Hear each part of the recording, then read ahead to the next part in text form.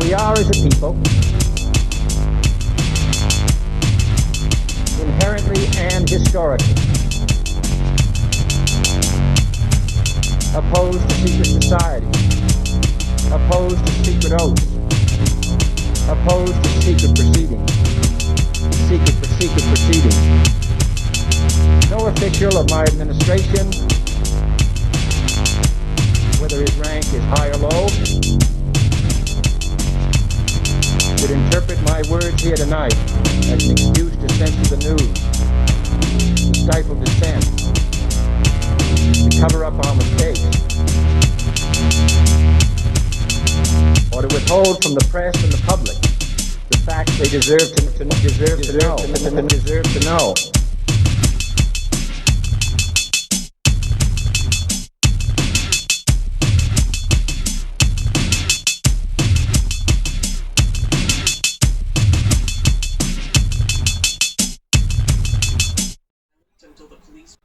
Welcome to Conspiracy Corner Podcast, everyone. This is Abe, your host.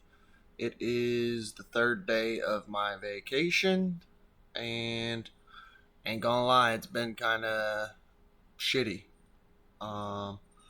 Yesterday, I went and did some pants shopping because I had some pants that were starting to tear in the crotch area. So I've been putting patches on them, sewing patches and stuff, but it's gotten to the point where it's got like 3 or 4 internal patches. Like, I just needed to break down and get some pants. So I was like, you know what? We're off. It's vacation. I'm going to get 2 pairs of pants. And we ended up going and getting Sammy her birthday present, a fan for the laptop. So we drive up to Route 21. That's where I usually get my pants, and they're actually pretty cheap. Got my pants. Route 21 was closed and all boarded up, so they completely shut it down, so that was a bummer. Went to Old Navy, found some skinnies. It was like $70. I don't know. I think it would have been like $40 at Rue. But, so that kind of sucked. So I went home and cut my old pants into shorts, and I don't know, man. I swear, like, I get psychic feelings about stuff. I've been wanting to cut them into shorts anyways because it's a hot summer. First of all, it reminded me of this clip from a Lemmy documentary, so I'm going to play it for you all. I thought it was pretty funny because when I was cutting them, I was like, yeah, I'm going to cut them into Daisy Dukes, like short shorts. And my wife started laughing. I was like, what? Lemmy does it. So here's a little story I found on a documentary that I thought was hilarious, but flair to it, of course. We were at a rehearsal place in the Valley. This is back in the mid-'90s, and Motorhead was right next door to us rehearsing for a tour. Every day we would see Lemmy out at this video game in this lobby area, and it was summertime. It was really hot in the Valley, and Lemmy was wearing these shorts. Now, if I tell you he's wearing Daisy Dukes, it was like a thong, dude. You would walk out of our door, and the first thing you would see when you walk out of our room was Lemmy bent over this machine. So it's basically Lemmy bending over with his ass in your face. That's a weird scene. And we're all wearing shorts, but our shorts are, like board shorts. Finally, I got the balls to walk up to him, and he's playing the game, and I'm like, hey man, hey Scott, how are you? And I'm like, hey, we just all been wondering. He's like, what's that? And I said, what's the deal with the shorts? Like, seriously. And I'm like thinking, like, I'm afraid, is he going to punch me? Like, what's going to happen here? And he's like, what? What do you mean? And I said, they're really short. Like, what's it like? We see your ass every day. It's kind of weird. And he goes, what? It's hot out. These are shorts. And he like kind of steps back. He looks at me and goes, those aren't shorts. Those are pants. These are shorts. I'm cool. And he just kind of goes like this, like it made absolute sense. So bad, baby, I don't care.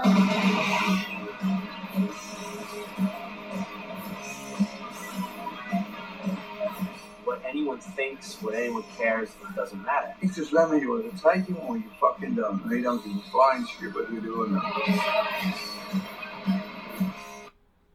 So that was the Lemmy short story. I don't know. I just thought it was funny. It reminded me of it. That was Scott Ian. I think he's the lead singer of Anthrax. But yeah, our AC unit. So we went out, got pants, got her birthday gift. I got some Lorcana cards so me and her can play. We're just having a good time, enjoying vacation. And we get home and the AC unit's dead. So we had someone come out today to check out the AC unit and to temporarily fix it because it has underlying issues. It's like $3,100, but that only temporarily fix it, and the guy says that it's just going to keep having issues. Second off, if we replace the whole thing, it's like 10,000 something, 11,000, which would take like almost, it would take like 2/3 of all of our money that we have. So the guy's like, well, we could do payment plans on it, but we got to check if you have enough credit to do payment plans. I have zero credit because I don't fool with credit cards. My wife, she's got some credit. So we check it. Of course, we don't apply. So it's just, we don't, not apply, but we don't qualify. So it's just getting worse and worse and worse. I don't know if this is going to be a staycation. There's some stuff I still want to do that I know won't cost like too much money, just mostly gas to go out there and check it out and shit. So we'll figure it out. But yeah.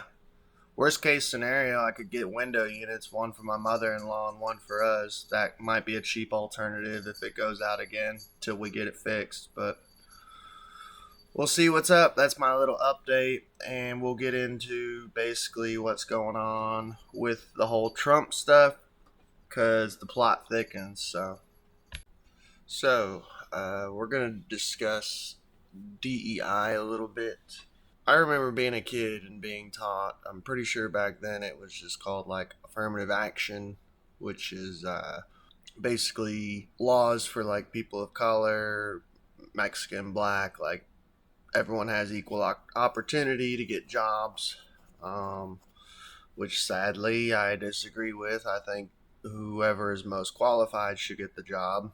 To me, that's common sense, especially when it comes to like airplane pilots, fixing food, stuff that could actually cause like harm to you if you're not qualified to do the job. So people with this whole recent thing with Trump have been bringing up DEI. The head of Secret Service recently had said that they're going to start doing DEI hires. And of course, with the complete failure of the Secret Service the other day, especially like one of the things I noticed was like two grown-ass Secret Service men were like diving on top of Trump, which is what you're supposed to do when a shooting breaks out. And there's a woman who's like 5 foot tall, tiny, just puts her hand in front of his head. That's about it. Like, there's a woman seen who couldn't get her gun out of the holster. Just concerning stuff. Let's see. The right is blaming women and DEI for the Secret Service failure and Trump shooting. Lawmakers and right-wing talking heads have been quick to blame female Secret Service agents for failing to protect Trump. So here we get into, of them blaming the right. As conspiracies and threats of violence flooded online spaces in the hours after the former President Donald Trump was shot. So there you go, getting into, it's conspiracy theory shit, During a rally in Pennsylvania on Saturday, one narrative emerged from the right. Women and DEI, or diversity, equity, and inclusion, are to blame. The sexist claims are based on deceptively edited videos. By the way, every video that I seen was not deceptively edited.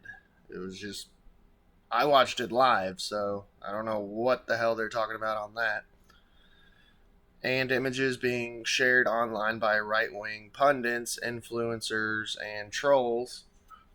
that have critiqued a number of female Secret Service agents who were part of Trump's close protection detailed on Saturday.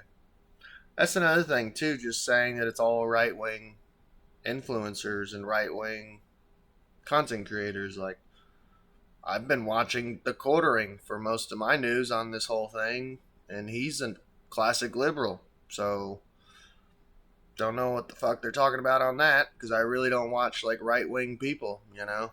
I watched Tim Dillon, Alex Jones interview. Tim Dillon's a gay dude. Pretty sure he's not right-wing. Yeah. Sam Tripoli, classic liberal. Doesn't even really like Trump, but they were reporting on it. I was listening to him.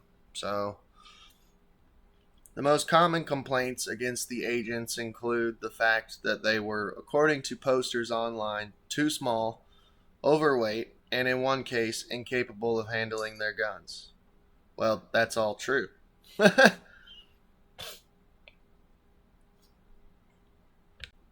This female agent couldn't even holster her gun today during the attempted assassination of Trump. DEI hire, wrote far-right troll Chaya Rychik, I have no clue who that is, who runs the hugely popular Libs of TikTok account. Okay, well, I have seen that. In a post on X about a video that seemed to show a female agent struggle with her holster in the middle of chaos. In a follow-up post on the same topic, which has been viewed 7.2 million times, Rychik wrote, DEI got someone killed. Right-wing political commentator Benny Johnson wrote on X that the situation was an absolute humiliation for this gaggle of female Secret Service agents, and the DEI Secret Service makes presidents less safe. It's not wrong. This single post has been viewed more than 800 times. Hundreds of posts on X make similar claims, and dozens of them have more than 1 million views, according to a review conducted by Wired and researchers at Advanced Democracy, a nonprofit organization that conducts public interest research. Diversity has become a hot-button issue for Republicans in recent months, with pundits labeling everything from the Baltimore Bridge collapse to Boeing's raft of safety crisis a DEI issue, which, in my opinion, it is. Most recently, the right has suggested that Vice President Kamala Harris' success is due to the fact that she is a DEI hire, which is hilarious. Many posts on X also included a video clip from an interview that Secret Service Director Kimberly Cheadle gave to CBS earlier this year, where she discussed increasing the number of female agents in the service to 30% as part of a diversity initiative. So there you go. It's not a conspiracy. They said they wanted to start doing DEI hires in Secret Service, like I just said. This interview and Cheadle's gender have become a major talking point both online and in the right-wing media ecosystem. On Fox News, Representative Tim Burchett of Tennessee directly blamed Cheadle for the shooting, calling her a DEI initiative person. This DEI agenda and the destruction of the mediocrity is affected by the competence levels of these agents. Bill Barr, a former attorney general during the Trump administration, also told Jesse Waters on Fox. Representative Corey Mills of Florida, who is a former U.S. Army sniper, told Fox, "When you primarily go after DEI, you get DIE." Right-wing online media and conspiracy outlets like the Washington Times and Gateway Pundit. Okay, this is how out of touch the mainstream media is. This is from Wired.com. First of all, I'm a conspiracy theorist, so I'm just gonna let you know. I've never thought of Washington Times and Gateway Pundit as a conspiracy source of information. So that's just coming from someone who is literally an admitted conspiracy theorist. So if you're a mainstream media or you're just a blue pillar, yeah, that's not conspiracy sites. I'm sorry. Nice try. Ponytail Brigade, utter humiliation for gaggle of female Secret Service agents after Trump assassination attempt. One headline on Gateway Pundit website read, in far-right Telegram channels and pro-Trump message boards, deeply misogynistic comments proliferated attacking the female agents who were on stage Saturday, with many suggesting the agents should stick to quote-unquote traditional female roles. Okay, that is kind of sexist right there. Women are great at being mothers and making a great home environment and taking care of their family. One member of the pro-Trump message board that the Donald wrote on Sunday. The claim, by the way, I don't see how that people have said that's sexist. I don't see how complimenting women in general as being great mothers and taking care of their family, how that's a bad thing to say.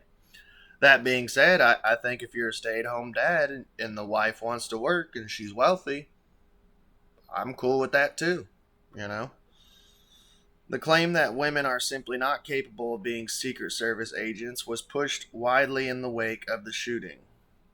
My security detail is all men. Tier 1 operators and SEAL Team 6 are all men. These women are diversity hires by the SS. Valentina Gomez, who is seeking the GOP nomination for Missouri Secretary of State in the next 6 months primary, wrote on X. If there was a woman doing a job like this, it 100% means that a more qualified male was passed over. Matt Walsh, a self-proclaimed theoretic fascist, posted on X. The post had 1.3 million views. One photo showing one of the female Secret Service agents crouching behind Trump on stage was shared repeatedly as evidence to show why women should not be allowed to be in the Secret Service.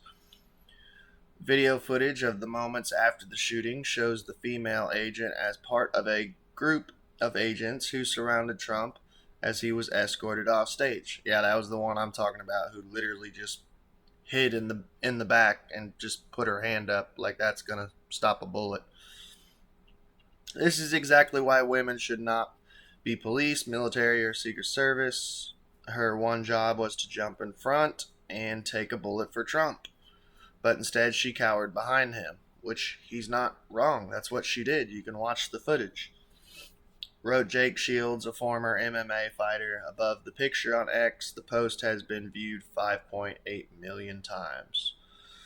Many of the same accounts shared another viral image that compared a male Secret Service agent holding a sniper rifle and one of the female agents protecting Trump with the caption, Secret Service agents before DEI and after DEI. One post featuring this image from the far-right user Vince Langman has been viewed 9.4 million times. The male agent in the photo is a counter sniper, while the female agent is performing close protection. Therefore, they would typically be armed very differently, according to the Secret Service website. This image has also spread on Facebook, and similar posts have circulated on TikTok. While the majority of the right-wing comments online laid the blame on women in Secret Service and Cheadle specifically, there was some pushback from the right. How dare this sexist MFer question the bona fides of the current Secret Service director because she's a woman, Tara Setmeyer, the former communications director for the GOP on Capitol Hill, wrote on X in response to Burchett's comments. Let's set the record straight. Director Kim Cheadle was an experienced Secret Service agent who has worked her ass off to climb the ranks and earn her position. How dare he diminish her 20 plus years of service to this country The USSS is not beyond reproach, but this is a despicable, misogynistic cheap shot. So, let me know what you all think. Do you think DEI is to blame for sketchiness of the Secret Service? I think so too, but I think there's more to this story because, like I said, the plot thickens at the beginning of the episode and it gets fishier and fishier. So let's talk about some other things on how it was a complete shit show. So, sniper took picture of Trump rally shooter, saw him using a rangefinder before assassination attempt, source says. By the way, I'm not sure what a rangefinder is. I'm guessing it's the scope on a sniper rifle or maybe some form of binoculars or telescope or something. But a sniper from a local tactical team deployed to assist the U.S. Secret Service at former President Donald Trump's rally on Saturday took a picture of the gunman and saw him looking through a rangefinder minutes before he tried to assassinate the former president. A local law enforcement officer with direct knowledge of the events told CBS News. The sniper was one of 3 snipers, members of local tactical teams, who were stationed inside the building that the shooter used in the attack, the officer said. The operations plan had them stationed inside, looking out windows toward the rally, scanning the crowd. Sorry, this website has pop-ups like crazy. The details about the 3 snipers were first reported by the local news outlet beavercountin.com. One sniper inside spotted the gunman, Thomas Matthew Crooks, outside and looking up at the roof, observing the building and disappearing, according to the officer who spoke to CBS News. The sniper observed Crooks as he returned to the building, sat down, and looked at his phone. At that point, one of the local snipers took a picture of Crooks.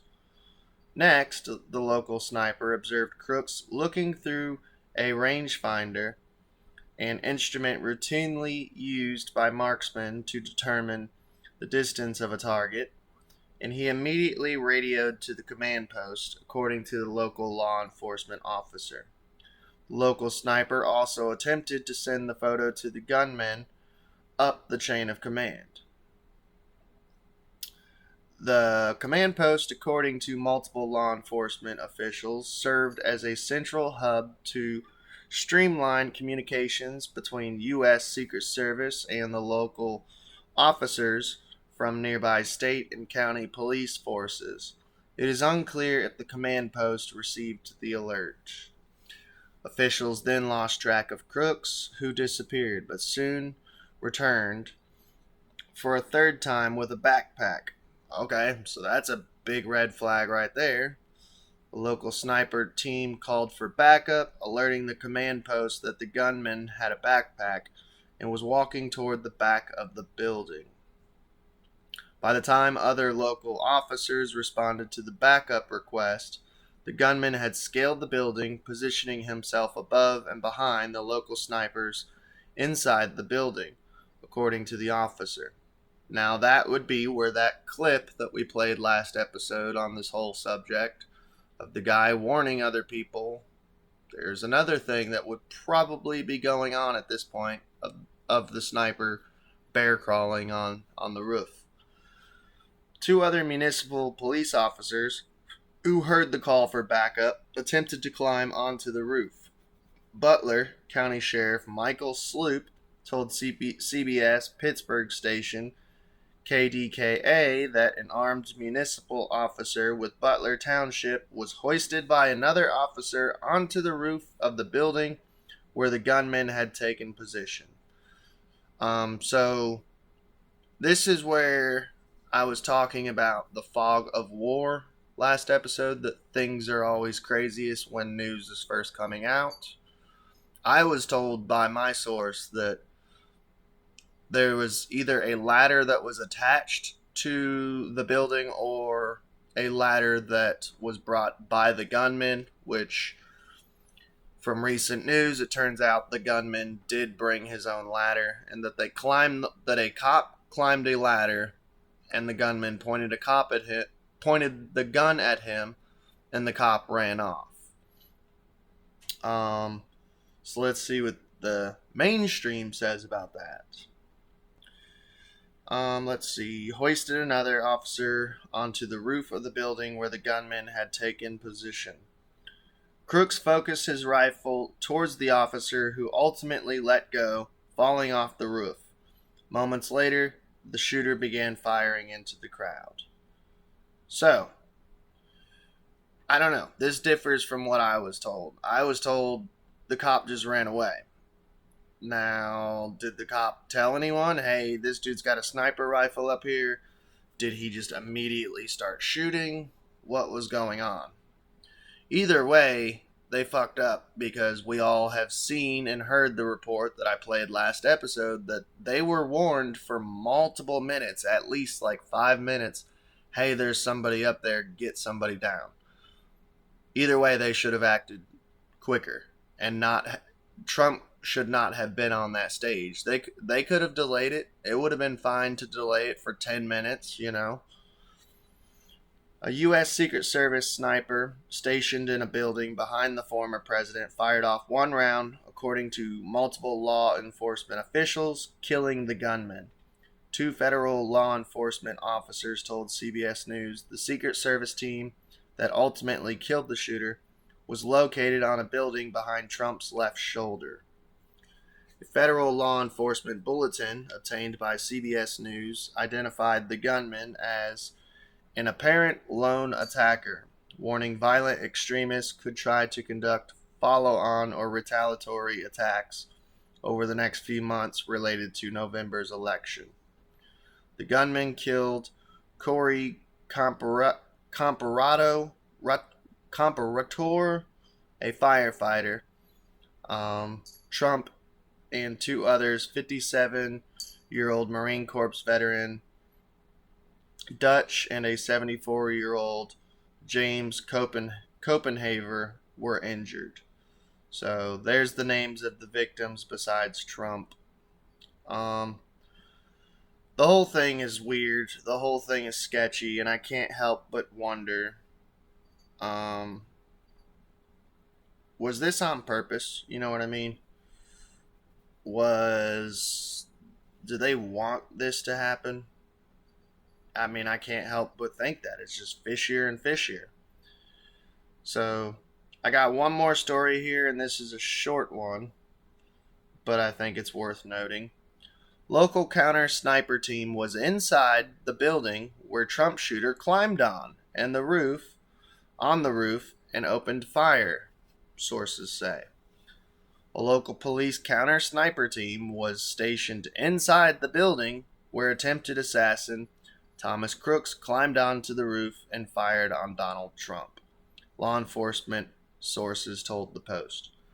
First of all, I've been inside of just regular houses, and I'm sure it's like that with buildings too, that you can hear when someone's crawling on the roof. Am I just crazy? Maybe it's quieter for industrial buildings than a regular house, but we get raccoons on our roof. I hear it all the time, you know. And I don't know, just it's so crazy that they are inside the building that the shooter climbed on top of, you know. The building, the AGR International Incorporated factory in Butler, Pennsylvania, was being used by local police as a watch post for snipers to scan for threats as the former president spoke on stage only 130 yards away, according to sources. Cops were inside, but not on the roof during the shooting, sources said. That's another thing, too. Why were they not on the roof? That would have been a perfect idea, and that, to me, is common sense. Like, why would you not put people on the roof? Crooks was able to scale the building unchallenged before firing off 8 shots with an AR-style rifle. grazing Trump in the air, killing one Trump supporter and wounding 2 others. The revelation comes as local outlet WPXI reported that Crooks was spotted on the building 26 minutes before he opened fire. So 26 minutes, almost a half hour they had from when he was first spotted that they could have delayed Trump from going out and gotten this dude. Sketchy. Fishy, dude. Fishy. With one cop from Beaver County Emergency Services Unit even taking a photo of the gunman before the shooting. We covered that. Law enforcement sources said it was not clear as of Monday night whether any of the local officers who were tasked with securing the perimeter outside the Butler County Farm showgrounds were able to warn Secret Services about the gunman. An officer from Butler Township Police climbed on which we're not going to cover that, we just covered that. A Butler City Police dispatcher told the Post that Pennsylvania State Police were charged with securing the AGR grounds. The state police did not respond to a request for comment on Monday. Of course they're not responding. A variety of local police agencies were tasked with securing the area outside the Butler Farm showgrounds where Trump spoke, with Secret Service Representative Anthony Buglimi pointing out that local agencies were responsible for the area from which the shooter opened fire. So we got local police that failed. We got local Secret Service that failed. Like, it just sounds like everybody fucking failed. Which makes me, I can't help but wonder, like, they're all in on it. And they want this dude dead. Law enforcement sources said the building was swept by cops before the event and that local sniper team used the large manufacturing site as a staging and lookout post, but did not climb on the roof for the event, which is dumb. Possible other over concerns that it would interfere with the Secret Service snipers. Neighbors next to the farm showgrounds previously told the Post they were never contacted by law enforcement to set up security in days preceding the event, and the photos from the area showed gates into the facility where the shooter sneaked in. They were merely zip-tied shut. The gates where the shooter snuck in were zip-tied shut. No chain, no lock. So I'm guessing he just went up with a pair of snips and just cut the zip ties. That's ridiculous. Nobody contacted me. Nobody. Nobody called me. Nobody stopped here, said Valerie Funnell, whose property abuts both the farm grounds and the AGR factory. The state police previously said even though they are regularly called in to assist when politicians come to town, Secret Service is ultimately in charge. So, pushing the blame off. Secret Service always has the lead on securing something like this, State Police Lieutenant Colonel George Bivens told reporters. Footage from the rally appeared to show the Secret Service counter-sniper team who shot Crooks dead, training their rifles on him well before he fired at the former president, though it is unclear if they had seen him. Neither the Butler Township Police, the Pennsylvania State Police, nor the Beaver County Emergency Services Unit responded to the request for comment on Monday. The Butler City Police said the AGR grounds were not under their jurisdiction.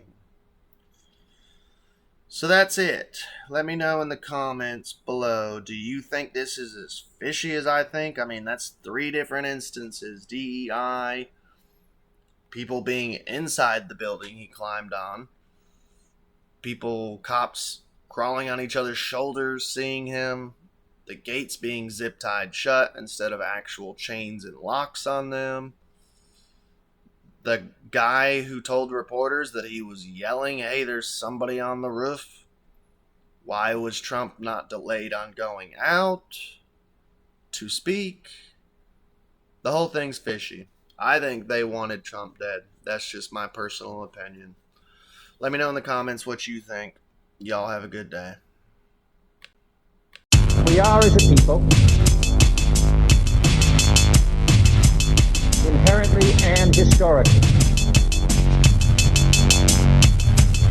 opposed to secret society, opposed to secret oaths, opposed to secret proceedings, secret proceedings.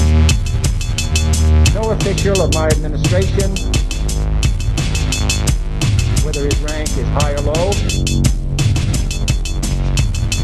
should interpret my words here tonight as an excuse to censor the news, to stifle dissent, to cover up our mistakes,